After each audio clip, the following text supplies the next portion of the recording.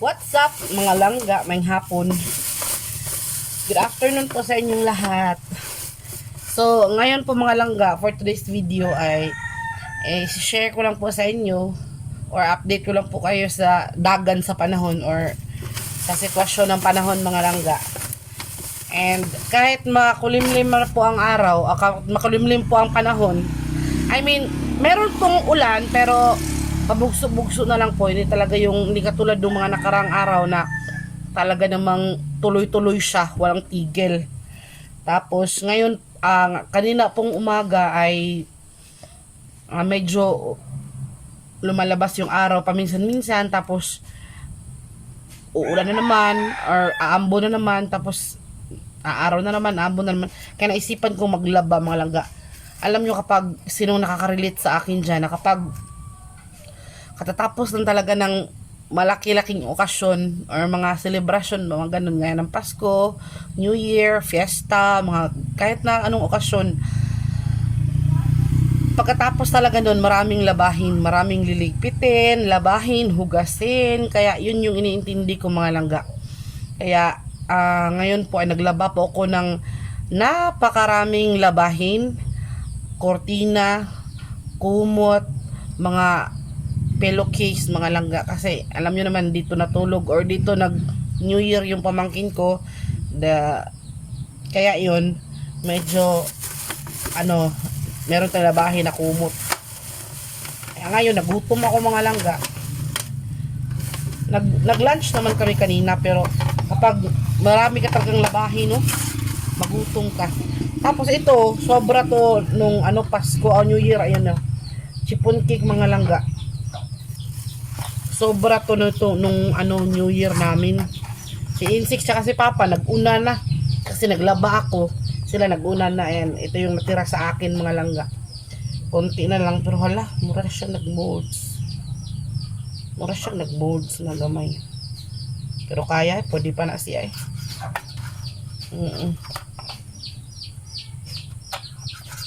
Alam nyo mga langga, ang story nitong cake na to, nakakatawa. Kasi hindi namin siya nakain nung New Year.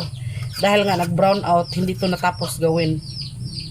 Ano lang to, dumating to siya dito mga Saturday na siya na-deliver. So, matagal-tagal talaga. Kasi hindi na nila tinuloy yung pag-bake. Kasi nga, pero nabayaran na to, 150 to mga langga. 150, nabayaran na to siya. Kaya yun, ginawa na lang sa ibang araw yung talagang walang brown out. Kasi nung New Year, nung bisperas ng New Year, nag-brown out. Tapos bago mag-bisperas ng New Year, nag-brown out din. Sunod-sunod, 2 gabi yung nag-brown out, kaya hindi sila nakagawa. Kain tayo mga langga.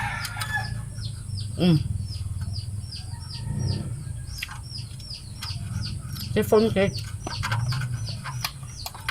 Meron siyang plain, merong pandan, tsaka ube. Tapos ube yung ko. Sila Papa po tsaka si Insik kumain na nito. Nakakagutom talaga no kapag galing laba ba.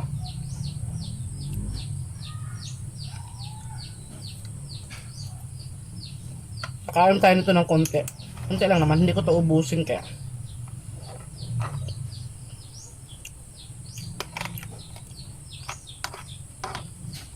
Marami-raming carbs din to. Kaya nakagutom yung laba. Hindi madali. Ang dami kong labahan.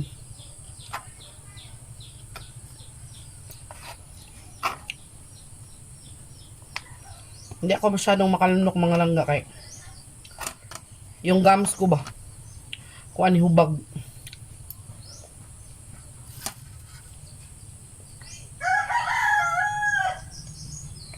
Pero pag choco, limited lang talaga. Minsan nga hindi ko na chinuchow. Niluluno ko na lang kay masakit man.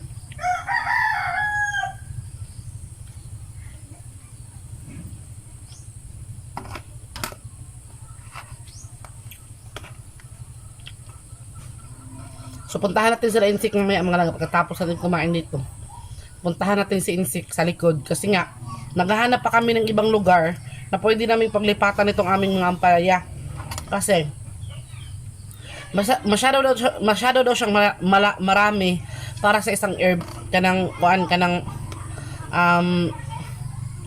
ano ba yan? Para sa isang lugar ba, sa isang kanang bed ba. Masyado siyang marami kaya kailangan siyang lipatan. Last one.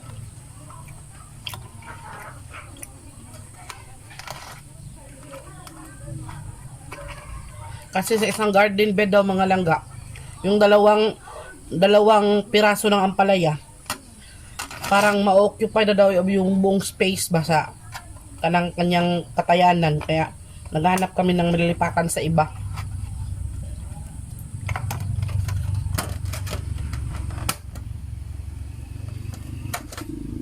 Ito ka-insekto, panigurado maghahanap yun.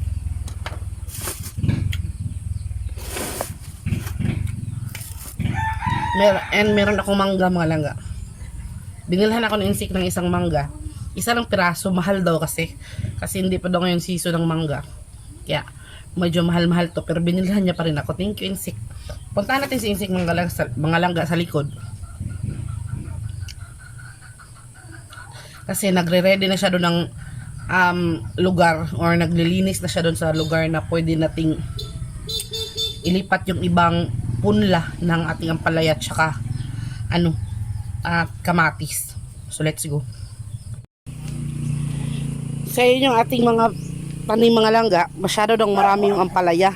Sa 2, 3, 4, 5, 6, 7, 8, 9, 10, 11. 11 yung tumubo mga langga. Ang kailangan daw dito sa isang bed ay lang, dapat 4 lang yata or 3. Kasi hindi daw kakayanin ng kanyang katayanan bitaw itong nasa ibabaw. Kasi lalago kasi ito mga langga. At kapag hindi siya lipatan, baka daw hindi tumaba yung mga tanim no. Baka payat daw yung kalalabasan. Dito naman sa sitaw, siguro hindi na lang ito lipatan kaya sayang naman naman gud nalingsing na. Nalingsing na sa dangatong kuano. Ating alugbati mga langga. Alugbati. Ito namang kamatis natin kailangan natin yung ilipat pero papatubuin pa natin yan. Tapos yung ating dyan sa linya na yan mga langga, nandyan yung ating yan tumubo na siya. Yung mga luya natin, mga luya. Tapos dito tayo kasi naghahanda na si insect sa naghahanap kasi kami ng lugar na pwede naming lipatan. Tingnan nyo yung tingnan nyo ang ating ampalayang isa diba, kumatay na siya. Tapos yung tananim ko dito hindi siya tumubo, kaya tataniman natin yan ng iba.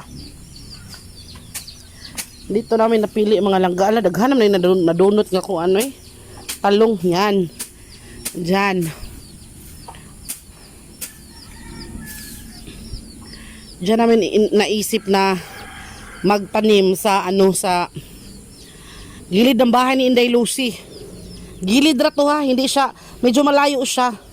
Hindi siya talagang malapit na malapit. Malayo siya total yung halaman. Hindi naman nakakasira sa bahay yun. So naisip din namin yan yung mga nilabhan ko mga langga ang dami. O di ba? So naisip namin mga langga na ngayon kasi laging umuulan kasi mga langga, tapos pumapasok na naman yung tubig sa loob, kaya siguro unti-untiin na namin yung tapusin na namin yung kusina hanggang sa makaya mga langga. Kasi yung aming mga kahoy, mga gabok niya sila ba, parang baka nga yan ng mga gabok langga, insik. O yun bang parang sila ba, magabok.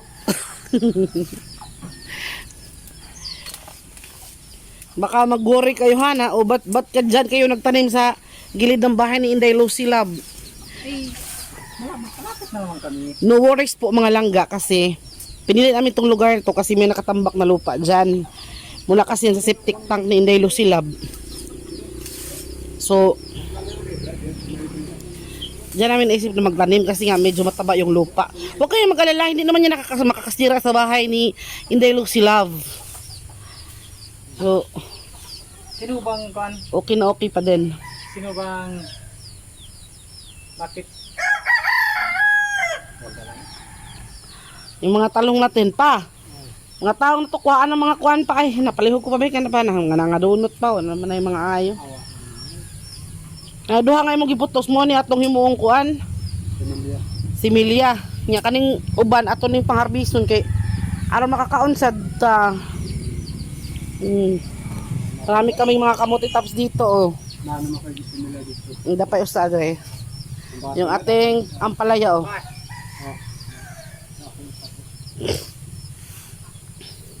So dito mga langga dito namin kuan. Unsa man na? Paano pa pagsugod mo na? Unsa man na? Ang pado. Naning kuha na yung mga talong wa mo. Pa, masaya ka ba? Baka hindi ka masaya na kami yung kasama mo ha? Masaya ka pa? Ah. Baka napilitan ka lang. Baka napilitan ka lang magsaya. Bitaw, si Papa mga langga, gustong gusto dito talaga ni Papa. Alam niyo na, sino bang magulang ang ayaw na makompleto yung pamilya, no? Kaya masayang masaya si Papa na nakompleto kami nung New Year.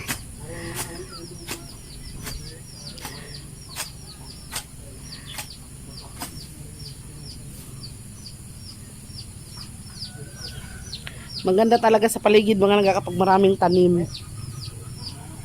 'Di ba?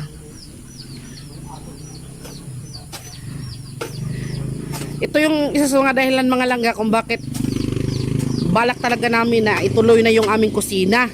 Kasi yung ano namin yung tubig nga mapasok na dito sa loob. Tapos yung mga kahoy namin dito na basa na baka magabok nga. Baka masira yung mga kahoy ba. Kaya napag-usapan namin ni Insect na kapag medyo okay na, itutuloy na namin paunti-unti ang kusina. Bahala na si Kuan Batman. So dito namin naisipan mga langga na magtanim kasi nga medyo mataba yung lupa dito sa gitna. Kasi magkatabi lang sila sa talong. Tapos madali din siyang mabantayan. Hindi siya madaling anuhin ng manok ba. Kailangan kasi mga langga na bantayan siya kasi nga anuhin siya ng mga manok. So maganda na yung panahon mga langga. Kung nakikita nyo may araw na. Hindi katulad nung unang vlog natin no, na talagang rain is pouring. Char. Oh, sige maganda na yung panahon. Kita na yung araw mga langga. Medyo maliwanag na yung langit.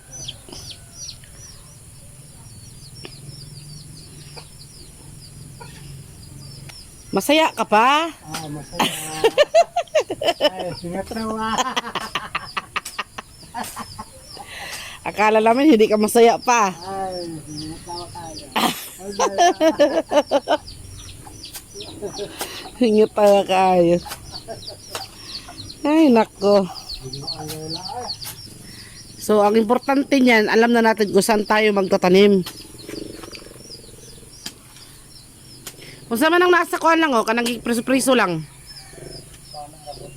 Rambutan. Meron tayo rambutan mga langga.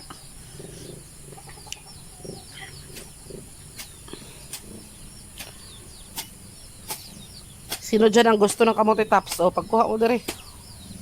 Daghan kita kamote tops mga langga. Dito naman sa talong. Siguro kunin natin to mga branches na tingnan nyo. Namatay siya kaya nabali man siya good.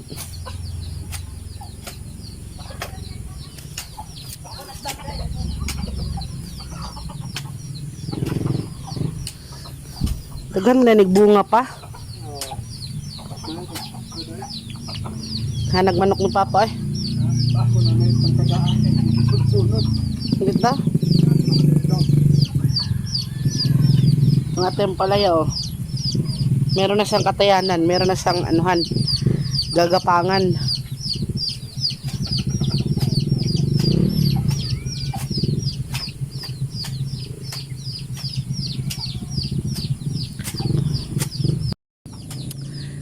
So ayun mga langga, pasensya na kayo kung ano, ngayon lang kami naka-vlog ulit. Kasi po maulan talaga dito sa amin, tapos hirap talaga kami maghanap ng content ba. Na ma-content, nasa loob lang kami ng bahay, hindi namin alam kung anong gagawin. Kaya masaya kami mga langga na medyo okay na yung panahon. O diba? Nakita na yung bundok sa likod. So, nandito po ako sa taniman namin ng talong. Sa likod lang po ng bahay na bahay namin. So, kumusta kayo nung New Year mga langga? Kami naman po super happy. Kahit hindi kumpleto po kami mga langga. So, kahit na ano pa man ang mangyari, happy pa rin. Kasi, yung New Year at saka Christmas is once a year lang kasi yun gaganapin. Kaya, yung mga panahon na yun para sa akin is panahon yun ng pamilya. So, kahit na ano pa man ang alitan, kahit na ano pa man ang hindi pagkakaunawaan, for me, Christmas and New Year is a reconciliation. Dapat mag-reconcile ba? Yung pamilya, kalimutan ng mga hindi pagkakaunawaan. Pero meron talagang mga langga na tao na ayaw or hindi talaga magpapakumbaba ba kahit na sabihin natin na Pasko. Pero at least no, we tried. Pero sa mga kapatid ko naman, malayo naman sila sa akin mga langga, pero tinatawagan ko pa rin naman sila kasi kahit wala akong pamasko sa kanila, greetings is importante. Kay ang Pasko no is not about gifts, not about pinaskuhan. It's also about forgiveness, reconciliation, and happiness. Yung pagbubuklod-buklod sa pamilya ba. Kasi lalo na taga Bohol, kasi mga taga Bohol diha nga nakarelate, kapag ganyang mga okasyon, umuwi talaga yung yung mga taga doon sa amin. Ako lang yung hindi nakauwi mga langga kay malayo man dito sa amin, pero meron talaga akong nilaan na panahon kung kailan naman ako bisita sa amin. So ayun, meron na kasi tayong pamilya, and wag pa rin natin kalimutan yung ating mga extended family mga langga. No. Insik hapon na bukas na lang natin yan tatapusin. Tutulungan kita bukas. Kasi sinabi ko kasi kay Insik mga langga na maghanap ng lugar. Tapos hindi ko akalain magsimula na siya maglinis ngayon. Bukas na yan. Pagtulungan natin. Kasi maghahanap pa kami ng lugar kung saan kami mag-upload mga langga. Ang daming manok ni Papa. Mga inahin. So, iyon. Nakakaimubo kayo Papa, happy ka pa? Happy. Bakit sabi nila pa hindi ka happy? Happy. Ingat ka kaya. Mubuan ang mga karay. Asa man? Aka na puti? Oo. Ato ana? Bantam? Uy, kambatis ka. Ush. May kininasaag di ay. So ayun mga langga, pagkatapos ng mga okasyon, gardening na naman tayo mga langga. Kasi masarap talagang isipin or masarap talagang tingnan kapag meron kang mga tanim sa paligid mo. Sa ngayon, kakatapos na kasi ng ulan mga langga, kaya ngayon pa lang po kami nakakalabas, nakakagalaw-galaw. Kaya kakatapos nga lang din ng ulan, kaya sana bukas hindi na umulan para makapagpatuloy tayo sa ating gardening. So kayo din, subukan nyo na din magtanim-tanim dyan kung meron kayong pagtamnan.